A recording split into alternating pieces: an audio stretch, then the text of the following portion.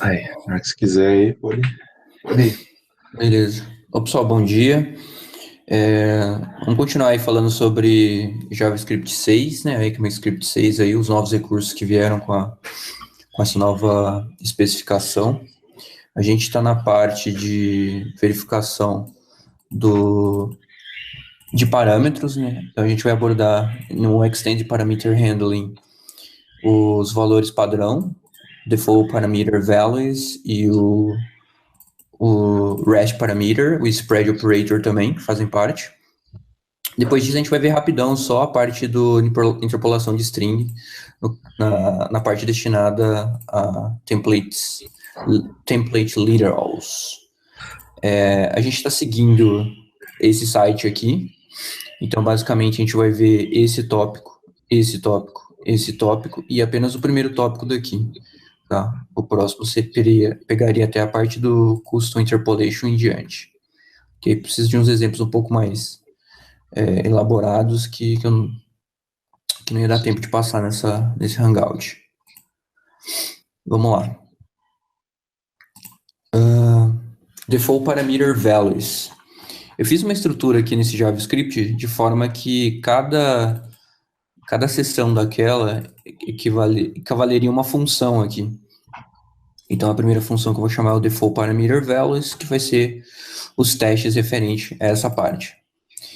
Muito bem, então aqui eu tenho uma função, Default Parameter Values, sendo chamada lá embaixo. E eu vou seguir sempre esse padrão. Tem uma função usando arrow function aqui, que a gente aprendeu no último Hangout. E eu vou chamar aqui, quando tiver mais de um exemplo, uma função para cada exemplo. Então, vamos lá, exemplo 1. Eu tenho uma função chamada Digolá, ela recebe um nome e ela imprime esse nome no final. Então, ela vai colocar olá mais o nome da pessoa. Bem simples, uma olá mundo. O que o default parameters é? É um valor padrão que você atribui aos seus parâmetros. Então, você já assume um valor de argumento para cada um dos parâmetros que você definir. Então, por exemplo, aqui eu falei que o nome, o valor padrão é mundo. Então, se não for passado nenhum valor para esse parâmetro, ele vai assumir esse valor mundo. Então, se eu fizer a chamada da função digolar passando o nome, ele vai receber esse nome e vai operar sobre esse nome, que uma vez que ele foi atribuído, ele já vai usar esse nome. Caso eu omita esse parâmetro, ele assume o valor default que eu especifiquei. Então, nesse caso, ele vai assumir o valor mundo e vai imprimir aqui olá mundo, como vocês podem ver aqui. Vou rodar novamente. Olá, Elton. Olá, mundo. Só para ver se está funcionando. Olá aí pro Ângelo. Beleza, funcionou. Você pode ter vários parâmetros usando essa forma, tá? Você pode ter aqui,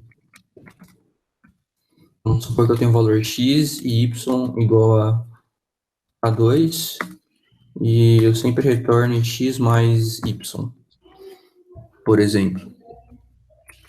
Então, se eu chamar full com 2, vamos ver.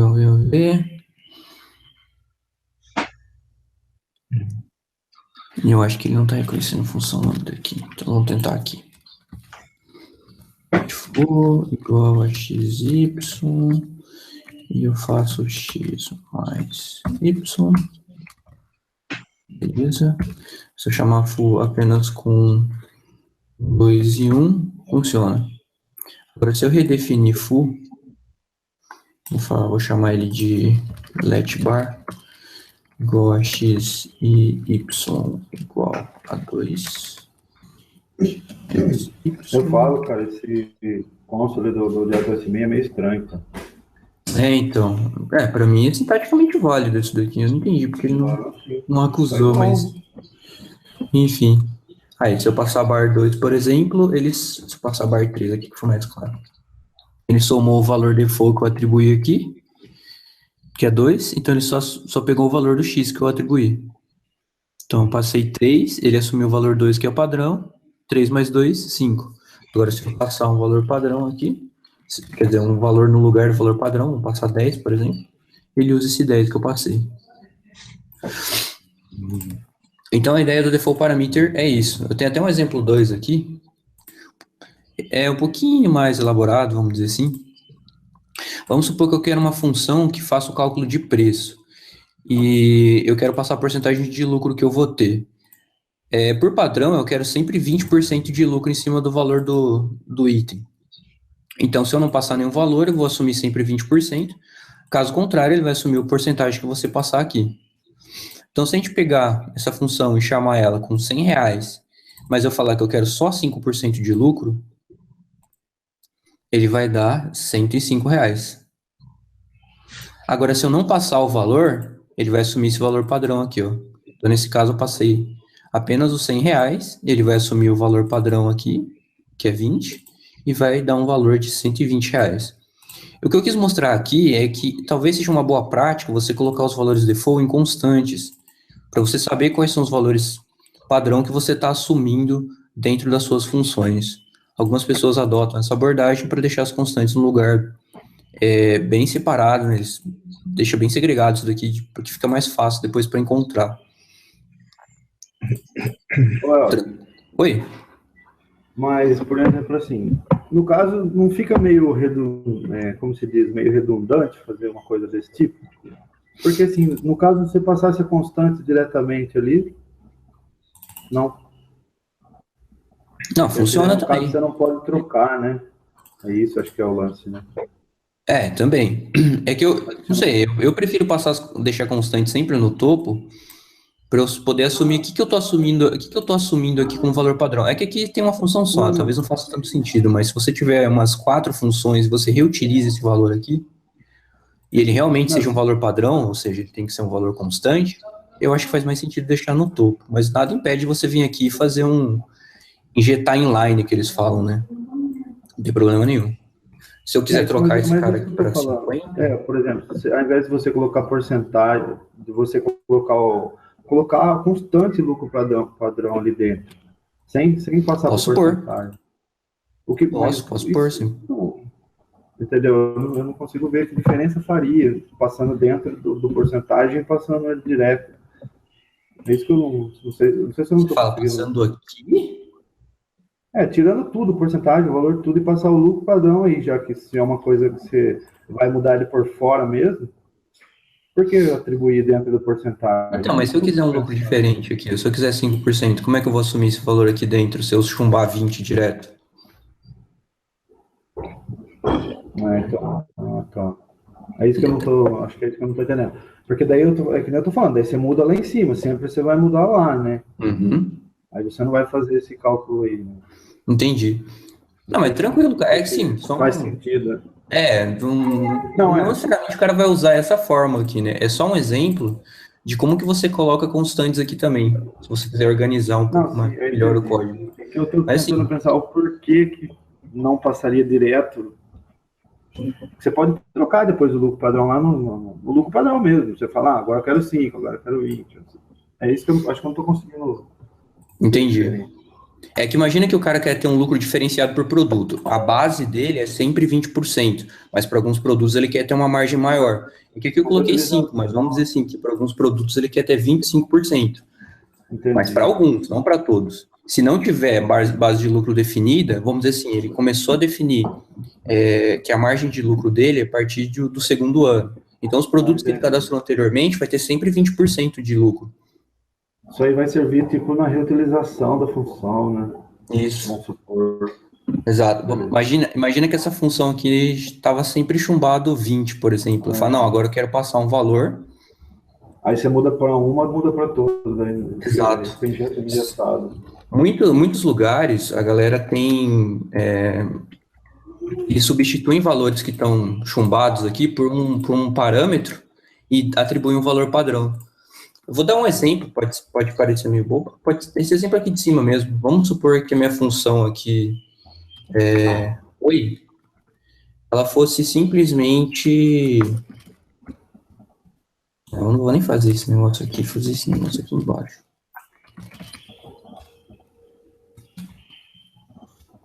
Vou fazer com var também, porque depois ele deixa eu me atribuir.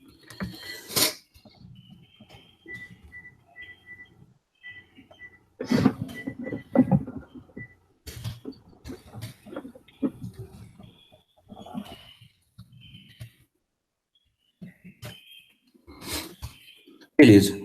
O pessoal geralmente tem funções em que tem valores fixos. Então, o que às vezes eles fazem? Pô, eu quero esse valor aqui. Eu não quero quebrar meu código onde ele está chamando oi, assim. Mas eu quero que, a partir da nova versão, eu consiga chamar oi passando um parâmetro novo e a minha função se comporte de maneira adequada, tanto para a maneira antiga quanto para a maneira nova. Ou seja, ele mantém a retrocompatibilidade. Ele fala, eu quero chamar agora passando um nome, por exemplo. Eu sei que é o mesmo exemplo anterior, mas só para exemplificar. Então, ele pode redefinir a função de forma que ele passe um nome e ele assuma o valor mundo, que é o valor padrão mesmo, e o resto ele faz como estava antes. Vou aproveitar que tinha isso aqui. Olá. Isso aqui a gente vai ver mais para frente, mas podem ficar sossegados.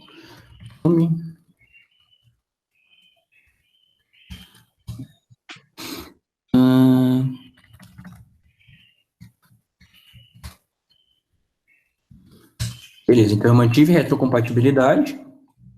Olá, retornando oi, retornando os mesmos valores aqui. Mas se eu passar agora, ela se comporta de uma maneira diferente. Então,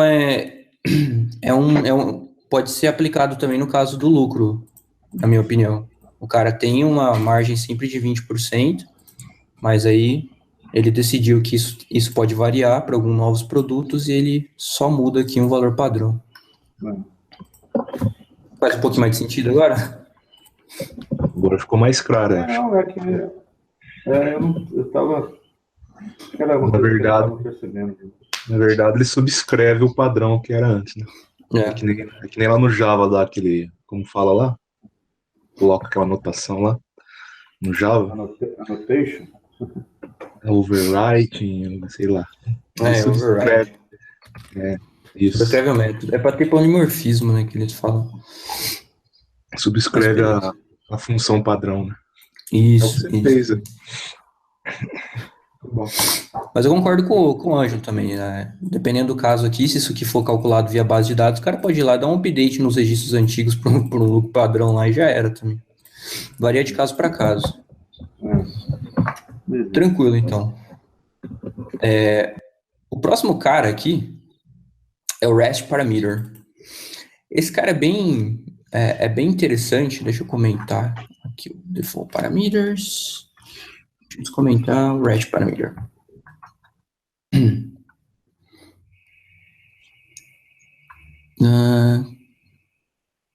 Cadê?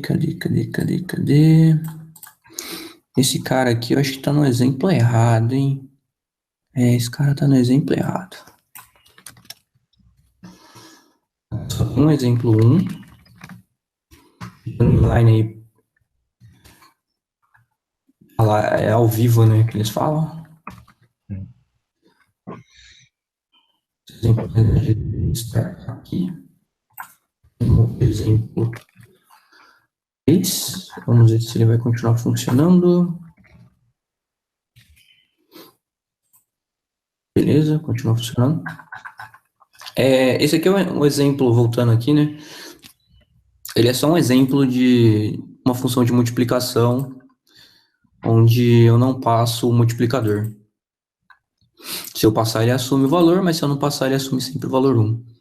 É o mesmo exemplo que eu fiz no console aqui, só que eu fiz para soma, aqui eu fiz para multiplicação, tá? Então, quando eu passo um parâmetro, ele assume ele, então 5 vezes 2, 10. 5 vezes 1, 5, mas se eu não passar nenhum valor, ele assume o valor 1 aqui. Então, 5 vezes 1, 5. Tranquilo, tinha esquecido de falar desse cara. Vamos voltar aqui pro REST Parameter. Oi? Seu som sumiu de repente aí. Ah, tá. Vocês estão me ouvindo agora? Agora voltou. Deu uma travada aí. Ah, tá. Não, beleza, deve ser internet. Tá, REST Parameter agora. REST Parameter é uma maneira de você... É uma maneira de você passar os parâmetros na sua função e eles serem encarados internamente como fosse uma coleção, tá? Anteriormente, você tinha que fazer umas gambiarras lá com args da vida. Cadê? REST Parameters. Tinha que fazer array, prototype, slice, e pegar usar aquele arguments que a gente aprendeu lá nos primeiros hangouts de JavaScript, que esse cara contém todos os parâmetros da sua função. Agora você não precisa mais disso, pode usar o REST parameters.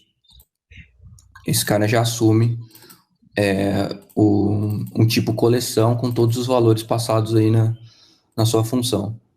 O que eu fiz aqui, então? Eu fiz uma função de soma. Aqui eu estou usando um pouquinho de programação funcional, mas eu vou explicar passo a passo.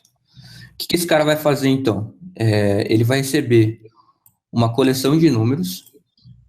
E o interessante aqui é que quando você usa o spread operator, é como se fosse uma coleção, mas você não precisa especificar colocar os brackets aqui. Ele aceita vários parâmetros. Então, em algumas linguagens de programação, a gente chama de varargs, que é funções que aceitam um número indefinido de argumentos.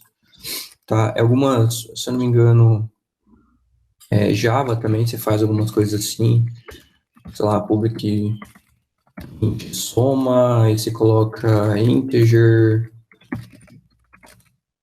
e acho que é com 2 lá, args. Então, você sabe que você vai receber vários argumentos aqui, uma quantidade ilimitada de argumentos. E aqui é a mesma coisa, só que eu estou fazendo em JavaScript com números. Então, ele recebe vários números como parâmetro. Eu posso receber 1, posso receber 1, 2, 1, 2, 3, 4, 1, 2, 3, 4, 5, e por aí vai. Dentro desses números, como eu sei que eles são uma coleção, eu consigo usar as funções dentro deles de manipulação. Então, nesse caso, eu estou usando a função reduce. A função reduce, ela espera um item da lista que você está iterando. Então, nesse caso, eu vou receber o valor 1. Na segunda chamada, eu vou receber Vamos pegar essa função aqui, por exemplo. Na primeira chamada, o números aqui vai receber o valor 1. Na segunda chamada dela vai receber o valor 2. Na segunda vai receber o valor 3. E na quarta chamada, esse cara vai receber o valor 4.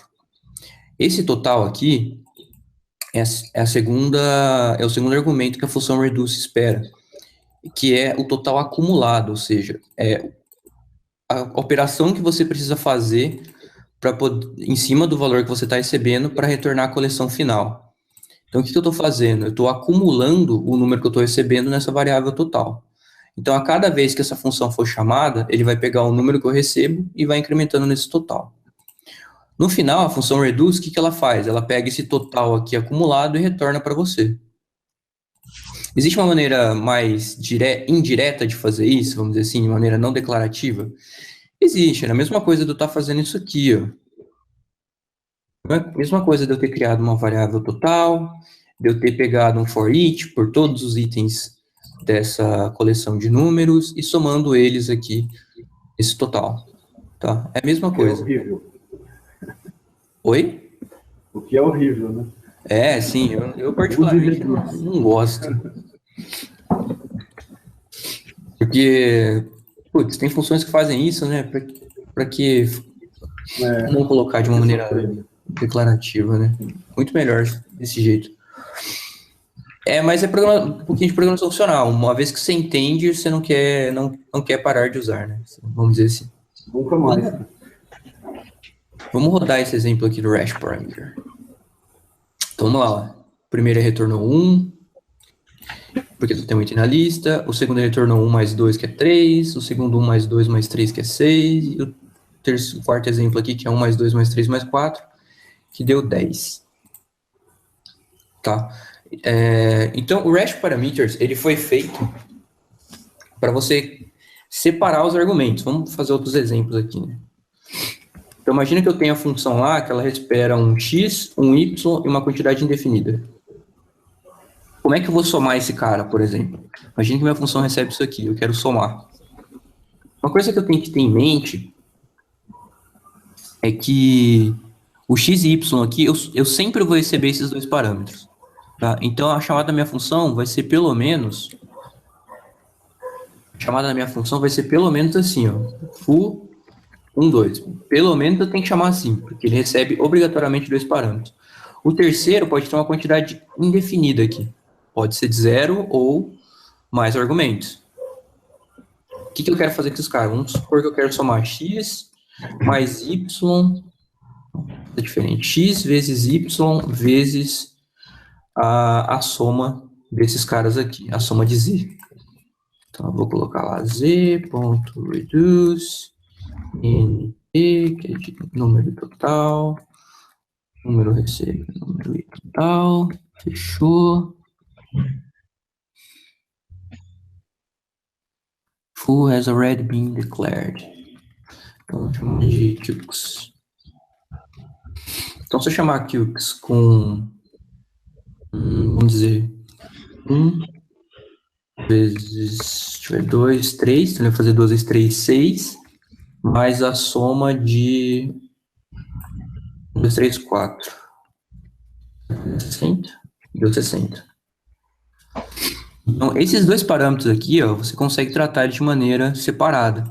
Mas esse Z aqui, como ele está usando Rash Parameters, eu tenho que tratar ele como se fosse uma coleção. Então, aqui eu tratei ele como uma coleção, somando todos os números dele. Uma vez que eu somei todos os números dele, que deu 1, mais 2, mais 3, mais 4, que deu 10, como a gente viu aqui, eu simplesmente multipliquei ele pelos dois primeiros parâmetros, que é 2 vezes 3. Tranquilo? Legal, né? Ah, eu achei legal, cara. Porque... É bem difícil de entender assim olhando, mas depois... Então, por isso que eu quis fazer uma função separada aqui. O que talvez tenha confundido foi esse reduce aqui. Mas o reduce, só para clarear, o reduce é uma função ela recebe dois parâmetros. Ela recebe o item e ela recebe o total. Não vou implementar o reduce aqui, mas só para ter ideia da sintaxe dela. Porque ela faz um monte de coisa aqui, mas no final ela te retorna o total. Então ela itera por todos os itens, faz a chamada da função que você está definindo aqui dentro, e no final ela retorna o total para você. Então é bem simples quando você quer iterar para uma coleção, fazendo algum tipo de operação e retornando um resultado. Eu vou ter um exemplo aqui embaixo, mas é com spread. Com spread, que eu faço concatenação de lista. Depois eu mostro para vocês como fazer essa concatenação de lista usando reduce. Mas é bem legal também.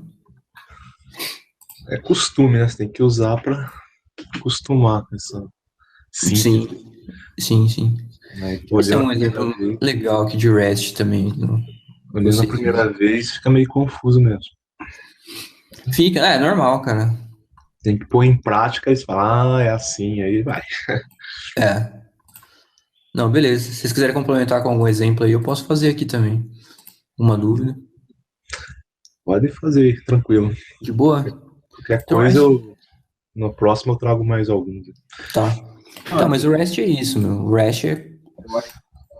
Você passa o número indefinido aqui de argumentos. Geralmente você faz alguma operação sobre uma coleção mesmo. Mas é bem interessante. Beleza. O próximo que a gente vai falar aqui é o Spread Operator. Ele tem bastante similaridade com o REST. A única diferença é que ele não é aplicado só a parâmetros, né? O Spread é para você desconstruir alguma coleção, desconstruir algum objeto, por exemplo. Vou pegar o exemplo 1 aqui. O exemplo 1. Eu usei aqui uma função chamada concatenar lista. Vou deixar ela por último, vou pegar a função 2 aqui, acho que vai ficar mais fácil de entender. O Spread Operator, você aplica sobre uma coleção, e o que ele faz? Ele transforma essa coleção numa lista separadas por vírgula, vamos dizer assim. Então, se você tiver alguma coisa assim, let array igual a 1, 2, 3,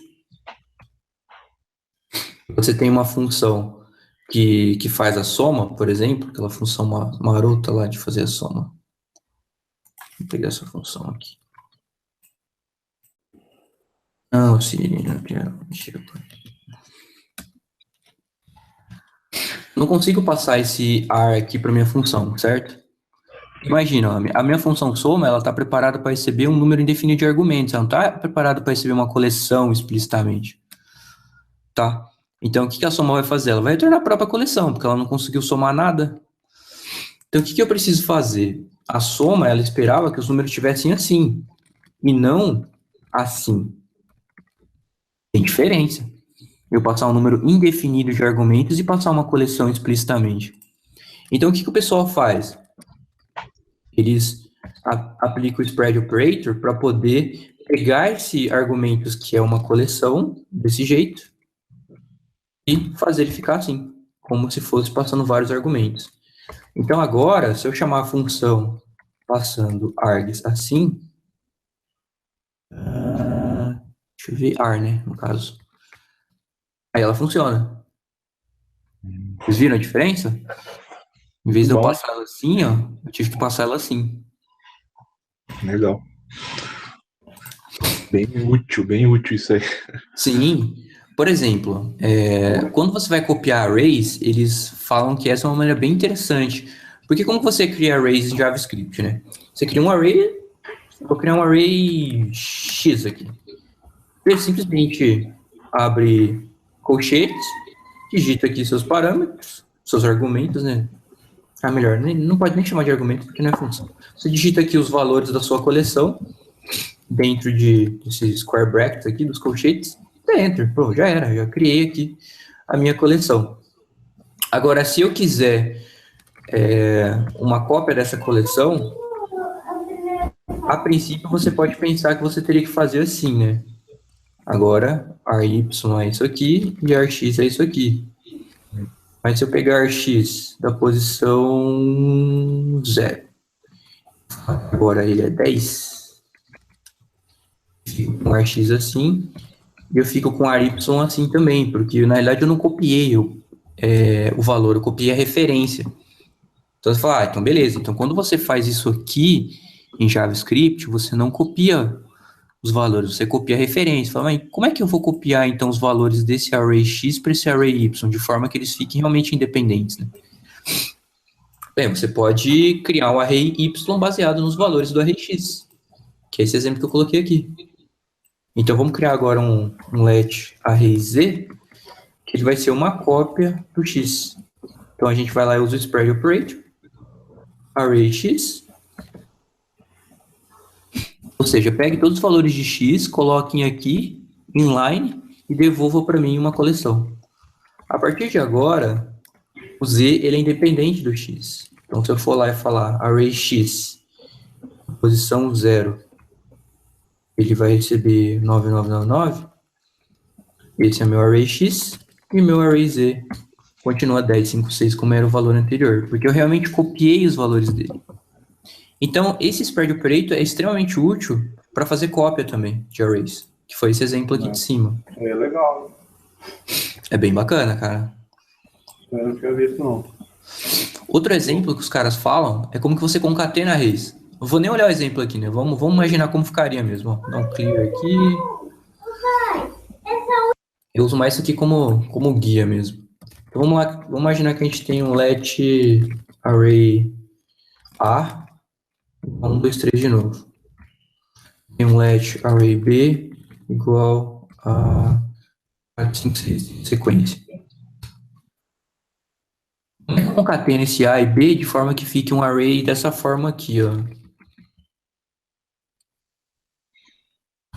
Como é que eu retorno isso? Então vamos imaginar, eu quero um array C. Se eu sei que quando eu faço spread, ele pega um array e tira aqueles brackets dele do começo e do final, né? Ele tira aqueles colchetes, ou seja, ele transforma como se fosse uma lista mesmo separada por vírgula. Se eu fizer isso aqui, ó, array A e array B, será que funciona? Funciona. Funciona. Aí você vai falar, mas beleza, imagina que eu quero ter algum número aqui no meio, imagina que eu quero ter 5 números 1 aqui no meio. Tranquilo, cara, você vai lá, faz um array D aqui, pá. Você faz o spread aqui do array A de novo, aí você tem 1, 2, 3, 4, 5, número 1, e depois vai ter lá o spread do B. Sem problemas também. Você pode usar o spread quantas vezes você quiser, e quantos lugares você quiser também, entendeu? Você é livre, eu posso deixar no começo, no fim, no meio, né? Tanto faz, eu posso começar com um número aqui, depois fazer o spread também, é indiferente. Não precisa usar o push mais, né? Não precisa mais usar o push. Não o push mais, exatamente. Então vai O push, olha que legal, vamos fazer uma função de push aqui, ó. Push array. Eu vou receber o array e eu vou receber o número. Vou receber o item, né? Melhor dizendo, vou deixar a função genérica. O que eu vou fazer? Eu vou retornar o array, eu vou retornar uma cópia do array, então é uma função, como que chama? Recursiva? Não. Função pura. Ela não altera o item que você está passando. Então eu vou passar o array, vou passar o item, ele vai pegar o item e colocar no começo do array. Então imagina que eu tenho o array, o que eu tenho o array A? O array A tem 1, 2 e 3. Então eu vou chamar push array A, coloca para mim o valor 999. Me retorna um novo array. Se eu ver o array A novamente, você vê que ele não foi alterado. Mas se eu quiser colocar um item no começo e colocar só no final, por exemplo, eu quero fazer tipo isso aqui, se eu não me engano, é um unshift do JavaScript. Eu nomeei errado, tá? Na realidade tinha que se chamar unshift. Mas o push mesmo, ele adiciona no final, né? Então se a gente colocar o push correto aqui, write push, tem que ser array, item, aí eu tinha que fazer o spread primeiro, depois eu colocava o item no final. Aí eu vou fazer write push array A, o número 555. Beleza, ele colocou no final. Esse cara aqui na verdade tinha que se chamar shift. Ou seja, as funções antigas do JavaScript você pode deixar de usar, né? Você só usa essas loucuras agora. Dependendo da situação, você já pode usar essas funções aqui, né? Essas funções aí que bem mais escreve menos, eu acho. Sim. Quando você tem que adicionar um item no meio ali, por exemplo, não faz sentido você fazer push que nem esse caso aqui, ó. Acho que ficou muito lá pra cima agora. Que às vezes, quando você tinha que adicionar alguma coisa em algum array, você tem que fazer um for também, né? Letra. Imagina fazer isso aqui, ó. Você teria que adicionar todos os elementos do A, depois tinha que fazer 5 pushes seguidos de 1, depois tinha que fazer o push de todos os elementos do B. Então, talvez até tenha um add collection aqui, mas de qualquer forma, esses 5 aqui você teria que adicionar manualmente. Fica muito mais prático para visualizar e também para escrever. Isso aqui dá para ser usado de uma maneira bem legal do lado esquerdo. A gente está sempre usando do lado direito, né? Mas eu consigo usar isso aqui do lado esquerdo também. E aí que as coisas começam a ficar interessantes. Vamos limpar aqui o console. Imagina que você quer uma função, ela te retorne a cabeça da lista e o resto. Isso é bem comum, assim, principalmente em Prolog, a galera chamar de head-tail. Chama de head-tail também, eu acho que fica mais claro. Head e tail. Se eu colocar head, é igual a 1. Se eu colocar tail, é igual a 2, 3, 4, 5. Então, não só eu consigo colocar ele do lado direito, como eu consigo colocar ele do lado esquerdo para ele conseguir identificar quais são os valores atribuídos. Então, por exemplo, eu falei que o que eu estou recebendo aqui é uma variável chamada head, que vai equivaler ao primeiro item da lista. Em seguida, eu vou receber um número indefinido de números aqui, que é uma coleção, mas, como você sabe, é uma coleção que não tem os brackets, ou seja, ela é simplesmente separada por vírgula, e uma quantidade limitada. Então, ele identifica aqui que a coleção corresponde a esse trecho aqui. E ele consegue, para mim, retornar essa coleção aqui embaixo. Como 2, 3, 4, 5. Outro recurso bem legal, eles chamam de destructuring em JavaScript, usando esse spread operator. Isso é bom também. Dá pra brincar bastante. Sim. Tail. Voltar. E só o tail. O Oi? último, você pegou só o primeiro e dava pra pegar o último só também? Dava, né? Era só separar lá. Pegar O só o head, último? né? Você pegou só o head, que é a cabeça do negócio. Cadê o exemplo? Entendi. Dá pra fazer sim. Dá pra você começar. Em Haskell também isso chama, se não me engano, init. Você pode fazer isso aqui, né? Você pode falar que você quer o init e você quer no final o last. É isso aqui? Primeiro e o último elemento, né? Muda o nome também, né? Cabeça, cauda, início, fim, né? Mesma coisa, né? Sim. Não dá não. O rest tem que ser sempre o último elemento. Imaginei que dava.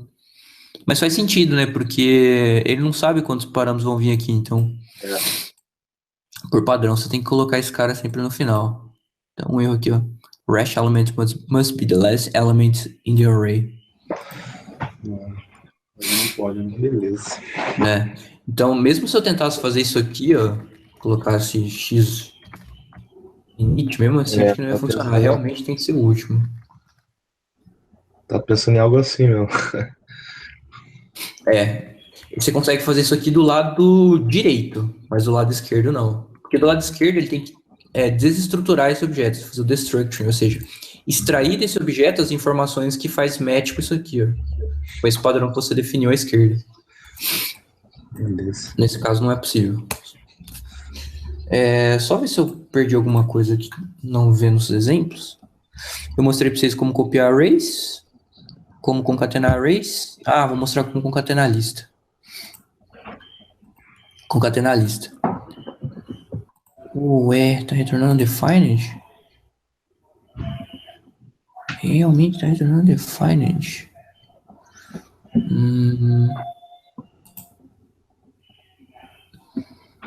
Eu não esperava retornando defined, não.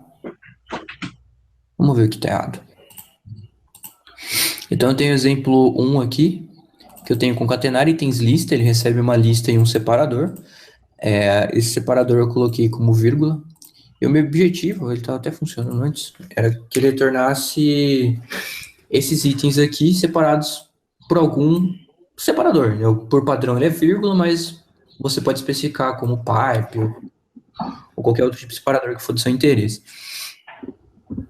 Então eu pego o primeiro item, eu pego o resto da lista com o uso do spread operator, extraio isso aqui da lista.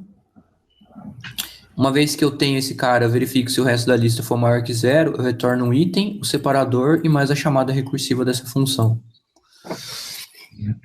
Eu tô curioso pra saber se esse negócio realmente não funciona ou se é algum pau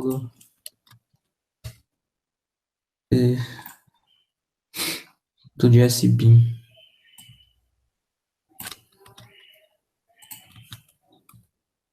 Realmente.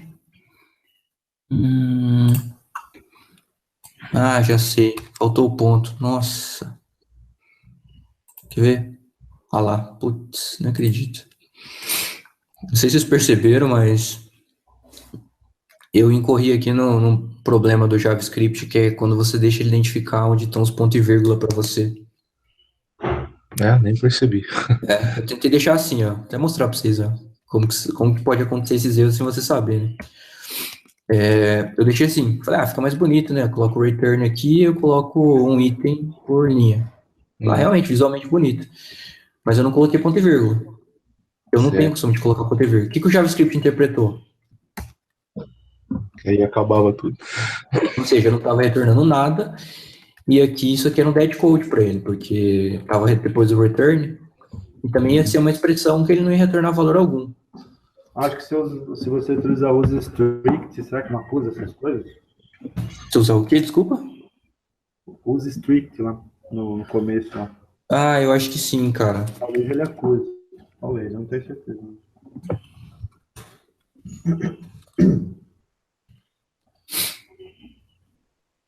Deixa eu tirar aqui. que não dá. Deixa eu ver se ele dá algum earning aqui. Talvez o string tenha que ficar no topo do script. Eu não lembro direito. Opa. Tanto faz. Dá pra usar em função e dá pra usar fora. No global dá pra usar em função. Tá. Não, é bom saber também. Eu uso pouco, cara. Uso strict. É bom, viu? É bom. Quer dizer, depende. Para código antigo, eu acho que é bom. Se você já poder programar em S6. Colocar, é bom. Então, o que eu fiz aqui? Em vez de deixar assim, né, sem ponto e vírgula, ou eu coloco ponto e vírgula aqui, e é para funcionar também. Deixa eu ver. Não é para funcionar, porque ele ainda encara que esse cara aqui está inserindo vírgula. Então, o único jeito de fazer esse negócio funcionar é eu vir aqui e falar que essa linha aqui, ela retorna um item e ele tem um mais. Quando ele vê que tem um mais, ele sabe que a linha não acabou. Então, ele vai continuar olhando as próximas linhas até ele achar o fim de expressão. Oi? Ao invés de... É que você está somando, né? O que é essa concatenação? Você está somando valor? É concatenação de string aqui. Tá, mas não dá para usar literal? Templates literais, isso aí? Dá para usar template literal. É que eu ia apresentar ele só lá embaixo. Mas boa, vamos usar o template literal aqui. Ó. Desculpa. Eu achei que... É boa. Você vai falar aqui. Depois você fala. Aqui já. Já um spoiler já. Então a gente coloca assim, coloca o separador. E aqui a gente já coloca a chamada da função também, porque os templates literais são feras e eles conseguem calcular expressões dentro deles. Opa! Fica bonito também.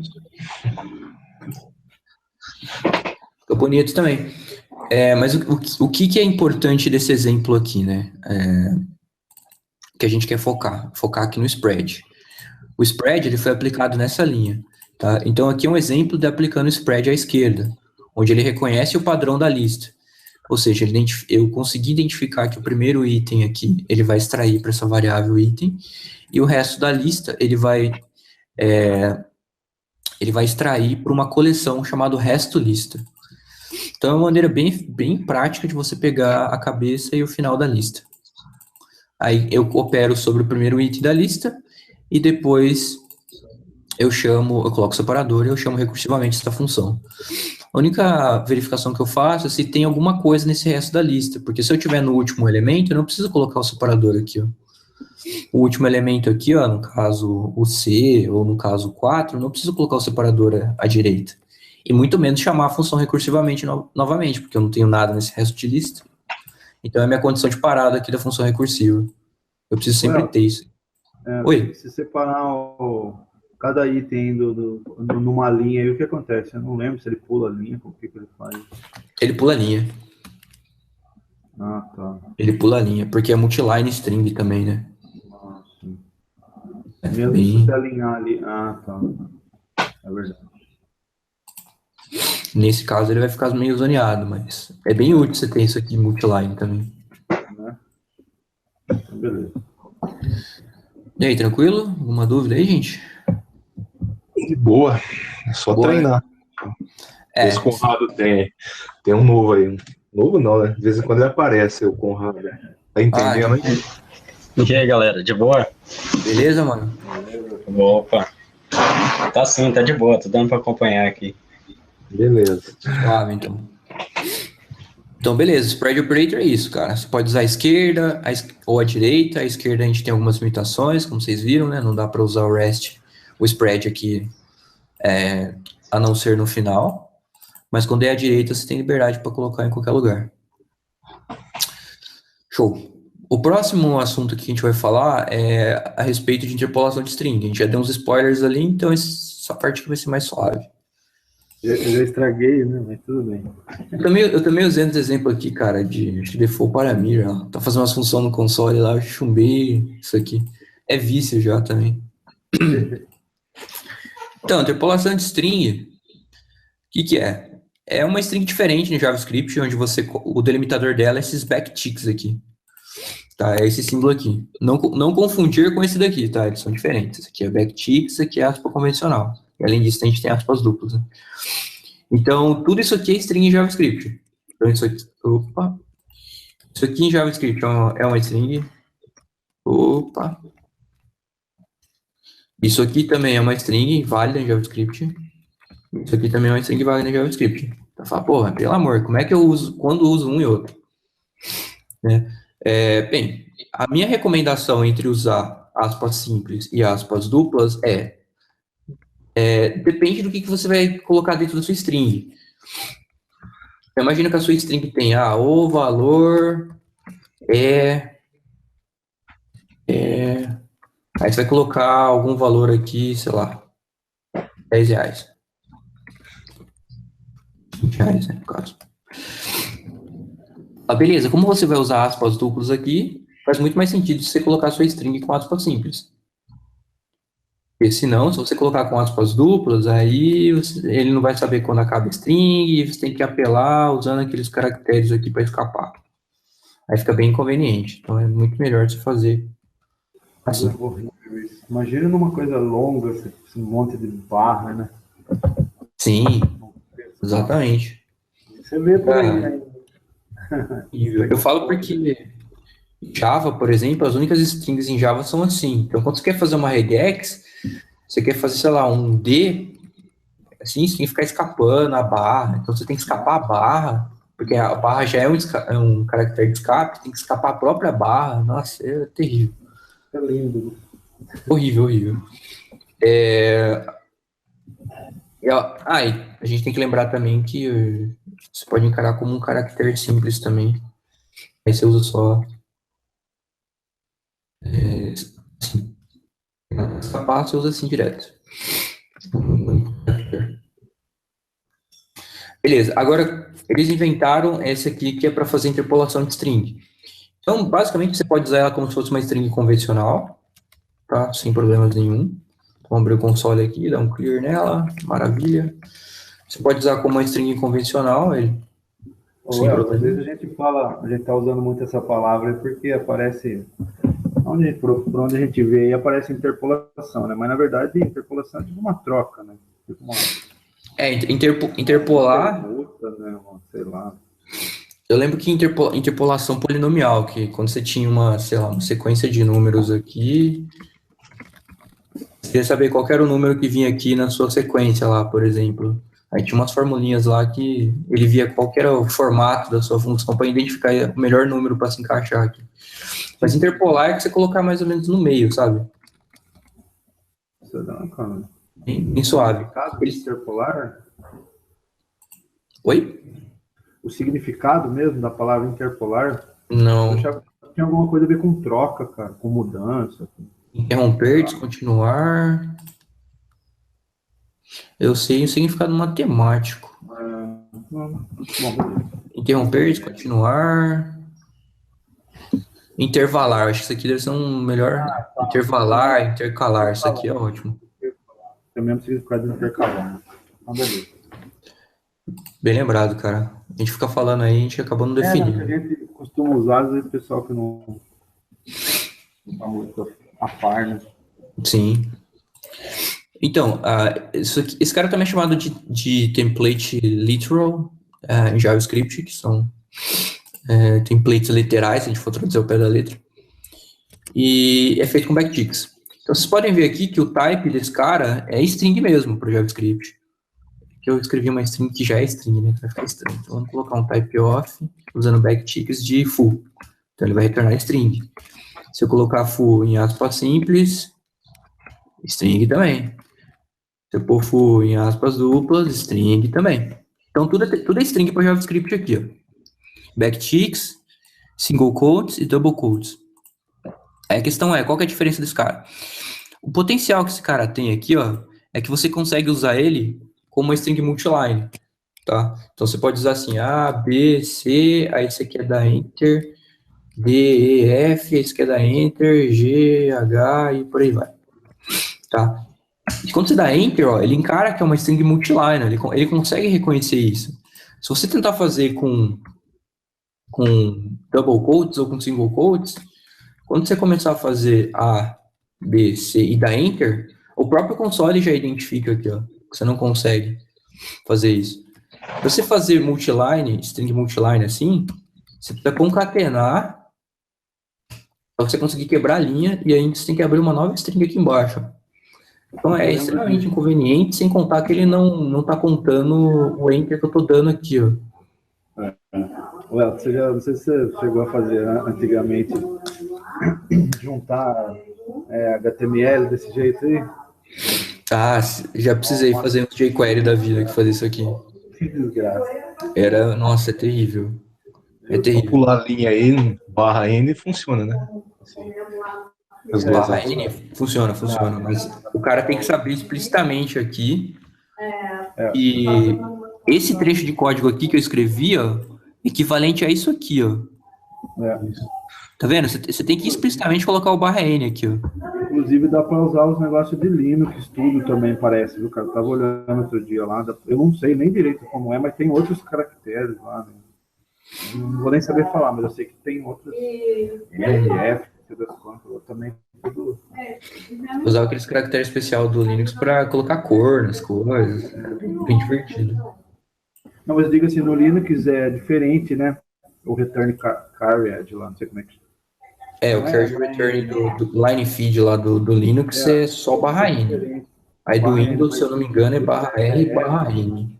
Isso, Ele aceita todos esses negócios aí, se eu não me engano. Da hora. Beleza. Outra coisa, então, do backticks também, na realidade, que tá, inclusive, dá nome para nossa sessão aqui, que é String Interpolation, é que você pode fazer cálculos de expressões e colocar variáveis dentro da string. Então, imagina assim, eu quero falar a soma de 1 mais 2 é. E aqui eu quero fazer a soma. Em vez de eu concatenar aqui no final, eu posso usar o recurso dele de interpolação de string, onde eu coloco, para fazer isso, cifrão, abre chaves, coloca a sua expressão e fecha chaves. Aqui dentro você coloca a expressão. A soma de 1 mais 2 é 3.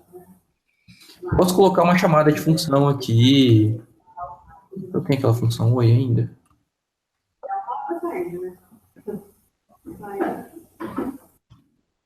Tem a função oi aqui.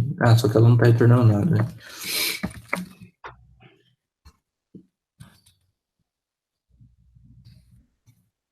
Vou fazer uma função bem boba aqui, simplesmente retorna a palavra oi.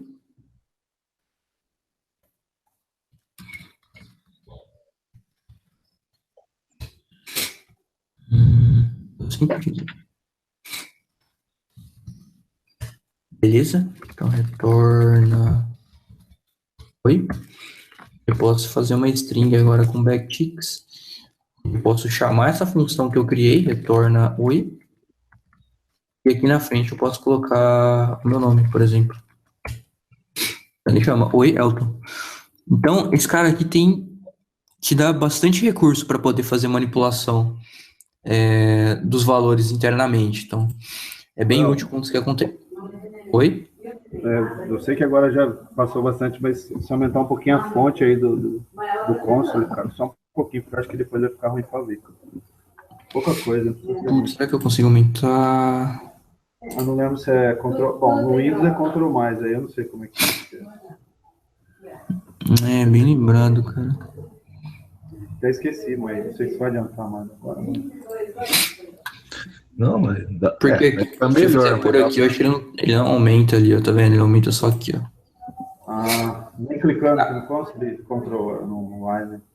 Não foi, cara. Ctrl+, acho que ele abre outra coisa aqui. No Mac é diferente. Mas, vou fazer os exemplos aqui, ó, tá um pouco maior também. Não, beleza. Mas dá pra ver assim, ó. Só que...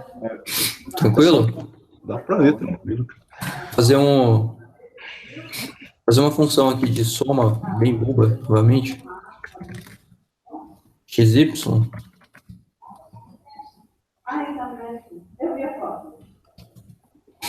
X mais Y, soma 1, 2. Cara, eu não entendo esse negócio.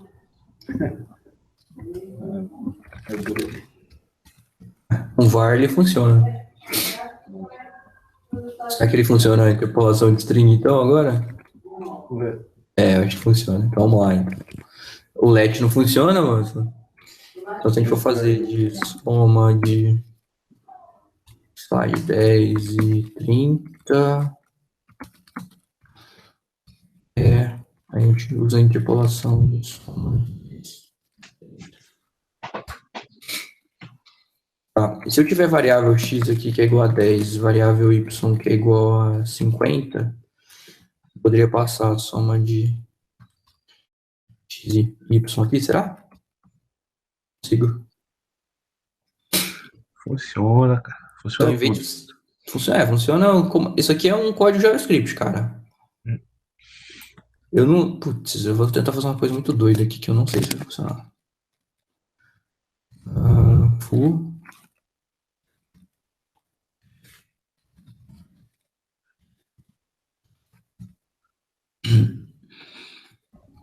Passar uma função anônima. Eu quero ver se funciona. Não é?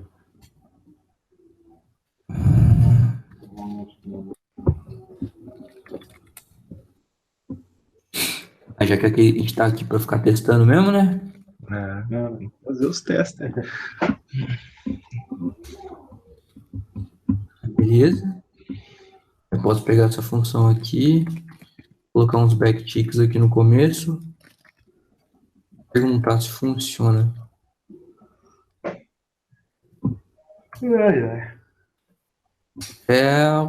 Nesse caso não. Também. Faltou não cometam o mesmo erro que eu, né?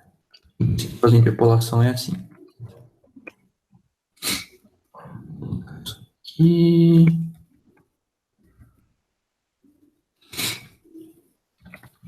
Para mim mesmo que esse negócio vai funcionar.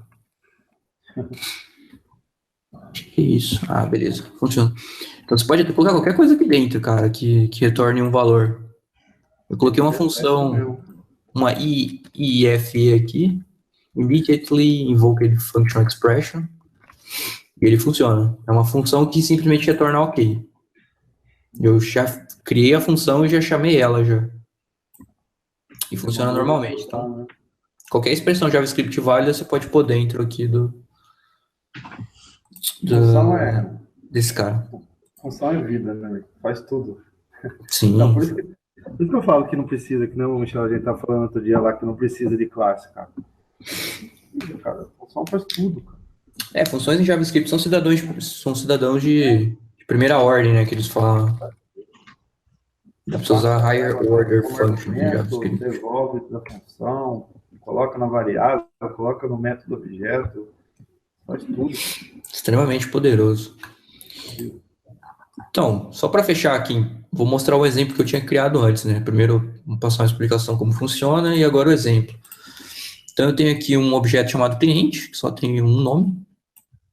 Eu tenho um objeto chamado oferta, que eu coloquei a quantidade de itens, o produto que está sendo vendido e o preço unitário do item.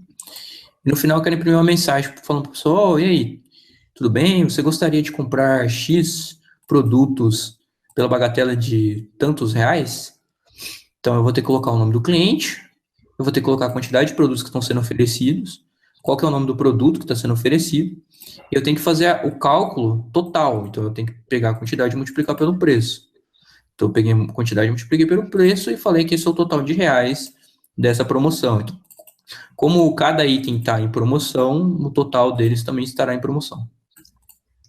Então, a mensagem que vai aparecer aqui é... será que eu usei alguma coisa aqui? Eu simplesmente não chamei a função, faz sentido. Vai falar, olá, Elton, tudo bem? Gostaria de comprar 3 iPhone 7 pela bagatela de R$6.000? Não, obrigado. Mas o objetivo aqui é mostrar isso aqui, ó.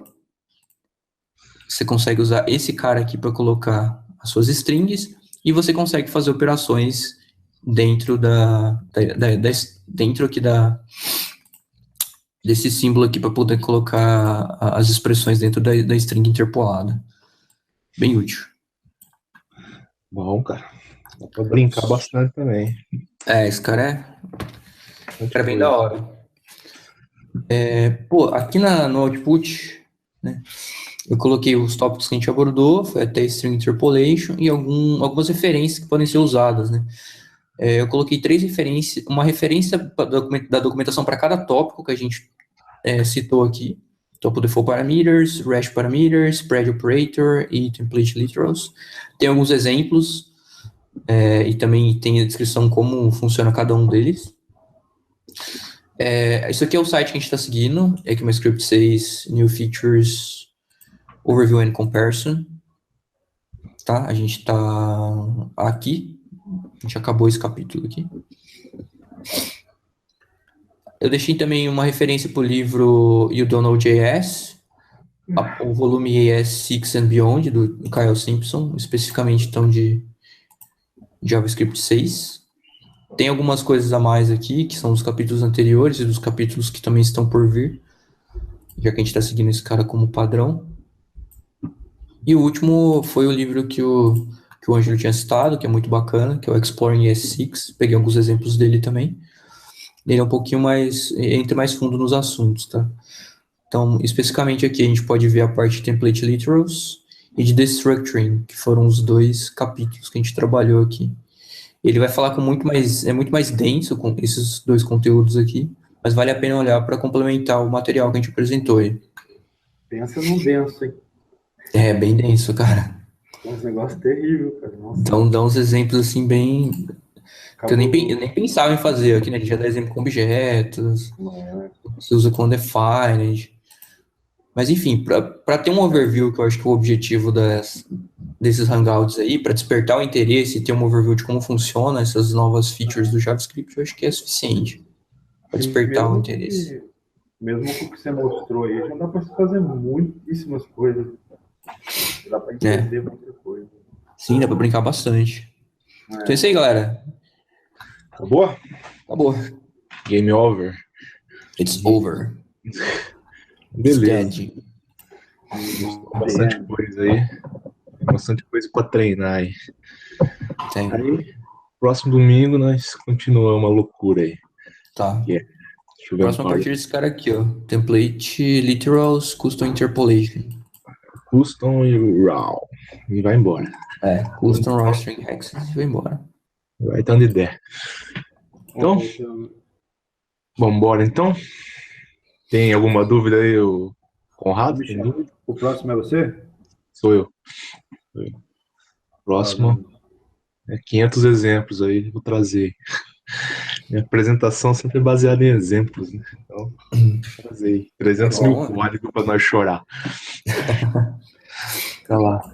Eu acabo ficando escrevendo esses códigos aqui, mas eu gosto de mostrar codificando mesmo. Eu uso mais como padrão aqui, só para entender o fluxo.